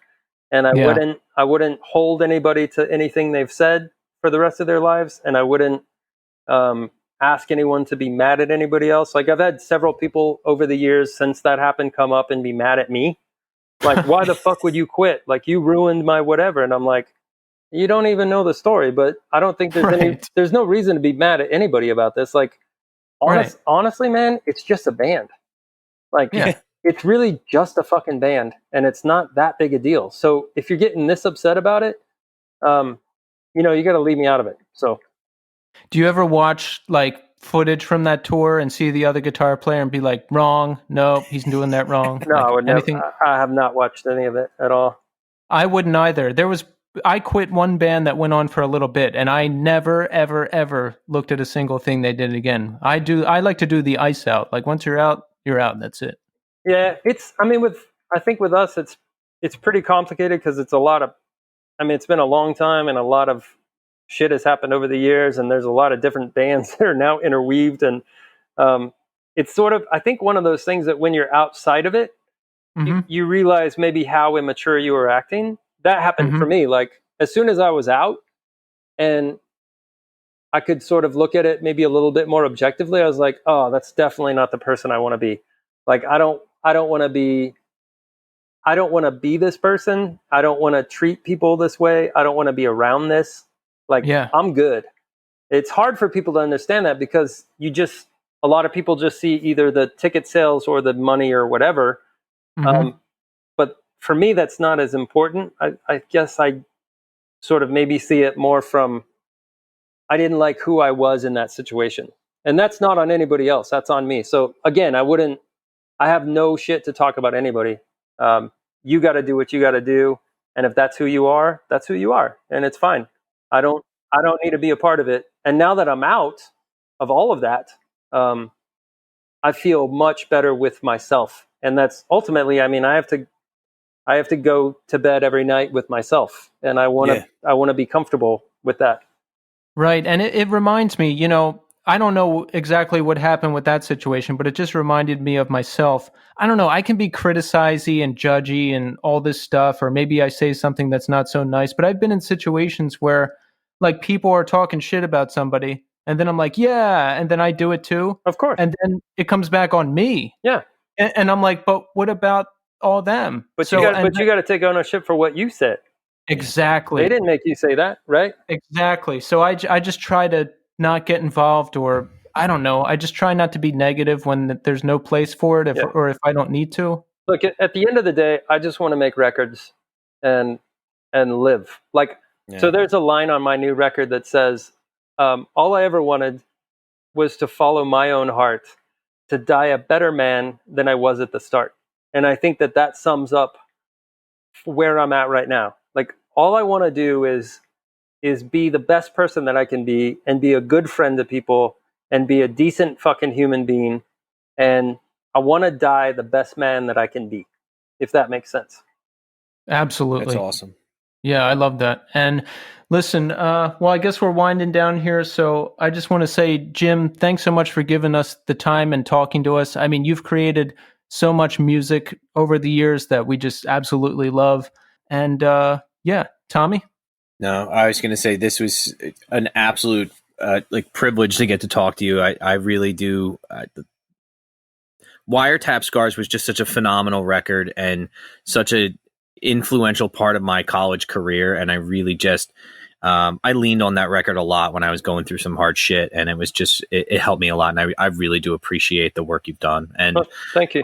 Honestly, your ethic about it and your ideology is reinforced all that of like, look, fuck them, it doesn't matter. Like, I'm making stuff I love, so I truly appreciate that, Jim. Thank you so much. Thank you for having me, and thanks for doing what you guys do. And stay good out there. Shit's gonna get weird. Stay good. Yeah, man. Thanks, man, and talk to you soon.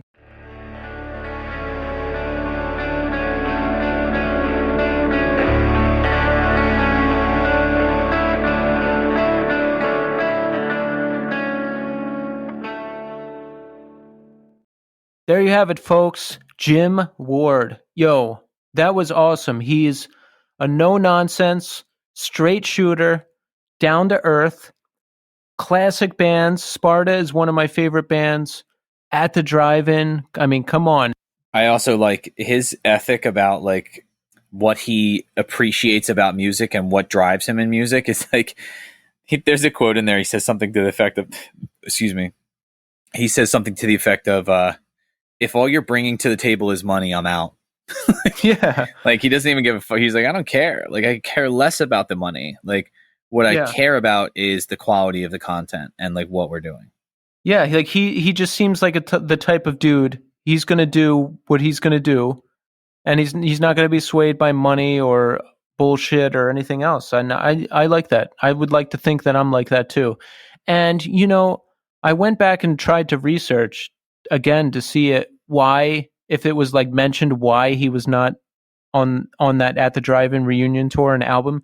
And the only thing I could find is a quote from Cedric, the singer of At the Drive-In, saying something to the effect of, Jim didn't want to do it, like he wasn't in it. And that's not what Jim said at all. No, not at all. Yeah, it seemed like he said something that Cedric didn't like, and Cedric had him removed from the project. Remember when Jim was like, remember when I was like, oh, when the band comes together, do you get like your marching orders? Like, this is what we're going to do, and this is what you have to do. He's like, it would never be that honest. What are you, yawning? Yeah, I'm sorry. The fuck, dude? We're in the middle of a show here. What? This is boring to you? No, it's 10 o'clock at night, though. I know, I'm just fucking with you. I'm tired as shit right now. I think the thing, though, with like that I think I appreciate about Sparta so much, and this is one of the reasons they're such a band that was like so close to my heart, was a lot of my friends, and I talked about this during the show, but it bears repeating, is like, I had a lot of friends that would not listen to that type of music, and I would play that Wiretap Scars album, and people would just be like, what is this? This is really good. Like, this is really good. What is this? I've never heard anything this. Like, and I'm like, yep, amazing band. It's one of our bands we could play for regular people, and they would like it. I remember I was temping at this office, and I would hand out paychecks to the architects on this one floor, and one of them had a Sparta sticker on his garbage can. And I was like, yep, he knows. He knows what's up. He's down. And I hope there's so much stuff we didn't even get into. We didn't get to talk about Porcelain, their second album, or, you know, kind of what's going on now. They played a show in New York City a couple years ago. I wanted to ask how that tour was. I had tickets. I wanted to go. I asked 2 or 3 different people to go. They said no. So I just didn't go. I didn't want to go all the way from Flatbush into Manhattan, and I'm really pissed that I missed that show. Well, you know, at this point, when shows come back, I'm hoping there's a glut of them, like all at once. Just tons of great shows, amazing shit happening all right in a row, because it feels like people are itching to get back out, and once they have the opportunity, they're going to go crazy with it. I hope you're right. We're going to be hitting some shows for sure when they're back. Another question I wanted to ask Jim Ward, which I didn't realize until later. You know that when Jim was removed from the project, they went and got Sparta's other guitar player to fill in for him? Yep. Do you think he was pissed? How could you not be? I think, based on Jim's personality, I don't think he cared. I think he was probably like, sure, go ahead. Why would I want to deny you this opportunity? Yeah, I think he's that mature. Yeah. Yeah, me, I would not be. I'd be like, you're dead to me. If you went and like started another podcast with someone, I'd be like, you're done. You're out. How could you betray me? Oh, I don't have the time for another podcast. No, you must be really tired. You're barely saying anything. No, I'm just, I think I'm in a weird place right now, and I have been kind of like, I don't know. I guess I'm like, more than anything else, I'm spacey, just because I feel like my mind is wandering a lot. Mm-hmm. And I think it comes down to, there's a couple big things happening in my life that are like, not life changing, but they're definitely going to be life altering for a little while. And I'm like a little bit anxious about it. And I think part of when I'm anxious about things like that, I get very introspective, and I think about those things a lot. So I don't necessarily articulate it. I'm just like, oh yeah, okay. And so 2 big questions. 1, what are these things? And 2, how will they affect the show? Let me start with 2 first. They won't affect the show. Okay. 1 is this. So the first big thing is intensely and boring, but interest. Give me the short version. Interest rates are very low, so we're refinancing our home loan. Okay. And it's a lot of paperwork. It's a lot of document production. You need all your stuff, and you got to prove that you have income and that kind of shit. The second thing is that so Kelly is taking the pregnant. No, remember I had the old snip in July. Yeah. So, did we ever talk about that on this show? I don't think so. How was that? I may have actually mentioned it the one time because I remember I did a show where I was sitting on an ice pack for the majority of it. I don't know if we ever talked about that. I don't know. Honestly, it's hard to think about like what gets recorded and what's something. I know I've told you, but I don't know if that was like we were recording when I told you kind of thing. I forget a lot of what we talk about. Like, well, it depends. Certain things I forget and certain things I don't, but by the time I go to post the episode, I'm like struggling to remember what we talked about to fill out the description. And I used to do really long descriptions and then do my personal thoughts on the episode. And then I eventually just got tired of that. So now I just like, I covered the main points and I put it up. I mean, it's a weekly show, dude. Here's a guy from this band. They talk about some stuff. Good luck. Yeah. And listen to it or don't. I don't know. I don't know what to fucking tell you. Oh, wait. So what's the thing? I interrupted you. Oh, yeah. So the first thing is the refinance of the house. And the second thing is Kelly got an email yesterday from Human Resources that basically said, at this point in time, due to COVID, we are not allowing anyone to take unpaid leave. So potentially Kelly could be going back to work at the end of this month, which means we need to figure out a lot of stuff. The girls are self-sufficient. They can stay at home with me and continue virtual learning. But I can't watch a 1-year-old and 2 7-year-olds and manage a classroom. It's a physical impossibility. The other thing is that with Kelly going back to work, the baby is not bad. The baby struggles with taking a bottle. So she nurses once a day, before she goes down for a nap in the afternoon. And I clearly can't do that. And if Kelly goes to work, she can't do that either. So I'm a little like in that headspace of like, all right, this threw kind of a monkey wrench into a plan that we had where we had gone through and said, okay, we have X amount in savings. My paycheck can cover the mortgage. My other paycheck, twice a month I get paid. So like the other paycheck can cover groceries and credit card bills. But we need to, we just need to be a little bit more careful with our money. And like now that plan seemingly is out the fucking window. So it's like, yeah. And the other thing is that, and I don't know, I haven't spoken. Kelly was super tired last night, so we didn't get to really talk about it. And I think she was more exhausted from mentally thinking about it all day. I don't think she's ready to go back.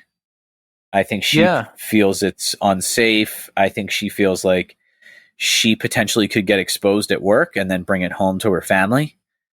Yeah, and that's where I'm at. I mean, I'm sitting in a hotel room in St. Cloud right now. I've been to an airport. I'll be flying back. I'm in offices around people. Yeah, man, it's scary. I'm going to get a COVID test as soon as I go back, but I don't want to bring it home to Romy and her daughter and our cat children. You know what I'm saying? Yeah, it's definitely not cool. Not cool. So that's I apologize. I am a little bit deep in thought sometimes, and my brain tends to, especially in times of like anxiety like this. And the election's not helping either. Well, I'm looking at the results again. We still don't have final numbers, but right now it still stands at Joe Biden 264, Trump 214. So it's probably going to be Biden, right? Well, it comes down to those how many states are left? 4, right? Yeah, it looks like Joe Biden's going to get Nevada, and maybe Trump will get Pennsylvania, North Carolina, and Georgia. Yeah, so I think the other thing that we need to consider when we're thinking about this is that Trump will not go quietly. He is, and there was a thing I saw today on Instagram that was like, oh, that's a little fishy, and I don't know, I can't back it up. I didn't have enough time to look into it, but he was clearly leading in one state, and then overnight somehow they found like an extra 100,000 ballots, and the vast majority, like 90 some odd percent and above, were all for Biden. And he has dispatched attorneys and the National Guard and all of these people to try to regulate this stuff, but it's seemingly spilt milk at this point. You know, what are you going to do? Undo? And if there was irregularities, one, how do you prove it? And two, what the fuck do you do about it? You disenfranchise 100,000 people because you don't feel like their votes fucking are valid. Like it's a very sticky situation, and I'm very concerned about how he's going to handle it. By starting a bunch of stupid lawsuits, and I was going to say, them not going anywhere. He is a notoriously litigious person. He will, dispatch a cadre of lawyers. Yes. Post haste. Listen, we're both tired. And the way we've been recording the show lately is very confusing and very tiring. Yes. We don't know who we're talking to or when things are happening, and everything's all mixed up. So we're hoping for some semblance of normalcy to return to the world. And look, a lot of people have been messaging us with very nice things. They're into the show. They like the show. We've been getting a lot of good feedback on recent episodes. And listen, if you listen to the show, thank you. I mean, when people message us and say nice things about this show, it really makes me feel good. It really makes me feel like we're moving towards something, you know? Oh yeah, 100%. Yeah. So thanks to everyone who's writing us with nice things. I still haven't heard a negative comment about the show yet, which is awesome because I wouldn't be able to handle it anyway. And I think people are just I think that's one of those things that with a lot of creative endeavors, and this is, I don't know if this is just me thinking the way I like when I hear someone has done something creative, my last inclination is to say something negative. Like it's literally the last thing on my list is like, I don't want to ever even if it's constructive, I don't want to ever criticize because especially if someone has spent enormous amounts of time, effort, money, blood, sweat, and tears, whatever they've expended, I don't want to minimize that by saying like, oh yeah, but I would have also done, or you could have also done. And it's like, look, everybody's a fucking Monday morning quarterback, after the shit's done. Like I tend to accentuate the positive. So I think that's part of why we only hear positive things. That's good. Yeah. And yeah, it's not like we're young kids anymore. When I was 16, 17, 18, I was like, this sucks, that sucks, everything sucks. Unless it's the specific thing I like, it sucks. And I just don't do that anymore because, like you said, if people are putting time and effort into it, I want to show some respect. Yeah. No, 100%. And it's like, especially when it comes down to like a lot of the people that we get feedback from are, friends or friends of friends or acquaintances from the years or people that. So what you're saying is if this show opens up to the mainstream, then we're going to get hammered. Yes. You hit the nail on the head. That's exactly what's going to happen. Once people, if this becomes popular enough that we have a large enough group, there will be, think about it like this, like even people that like the stuff that you do, if you even deviate slightly from it, they're going to have complaints because it's like everything on YouTube or anywhere on the internet. People feel emboldened behind their keyboard or on their phone I'm just going to say this and see what fucking happens. And it's like 99 times out of 100, you would never say that to that first person's face. Never. You would absolutely, you would be panicking with what is their reaction going to be the instant that you started thinking about that conversation. For sure. No one is few people are that bold. I know a handful. Yeah. But the other thing is there's a very different, it's really different to be bold. There's a difference between bold and just being an asshole. There's one thing to say like, all right, you know what? I don't like this because of something and I'm backing it up with evidence. Hey, I don't like the podcast because you guys tend to not focus on the music enough, or you guys talk about the same tropes over and over again. No, like I can't listen to Tommy talk about teaching for another 40 minutes. Like, all right, you know what? You got a point there. At least it's something that's based in reality. I get that. Yeah, but think about it. We're two people, so all we can talk about is our experiences and what's interesting to us. Like, I like when people criticize Howard Stern. They're like, "Oh, he's talking about the same thing again." Dude's been on the radio for 40 years or something, 30 years. Whatever. And he's one person. Yeah. He has a finite list of things he's going to discuss. Take it or leave it. Do you want to be entertained, or like, I think the thing is, especially with like those especially things that are serialized like that, like Stern, or I was a big Opie and Anthony guy. They always used to say like, I'm gonna especially when somebody would go to tell a story. 99, like most of the time, Opie would interrupt and go, hey, we've already told this story. And undoubtedly Norton or Anthony would go, yeah, but we have new listeners every single day, and maybe they weren't listening to, people don't listen to every single fucking episode. Like, you narcissist fucking dork. Like, well, if it's Opie and Anthony, they might not necessarily have new listeners every day. Oh boy. Yeah. All right, so we're over time, so I'm going to say this. Thanks for listening. Thanks, Jim, for coming on. Like, subscribe, share, review, all that shit, right? Yeah, do stuff. Yeah, come on, help us out. All right, thanks everybody for listening, and until next time.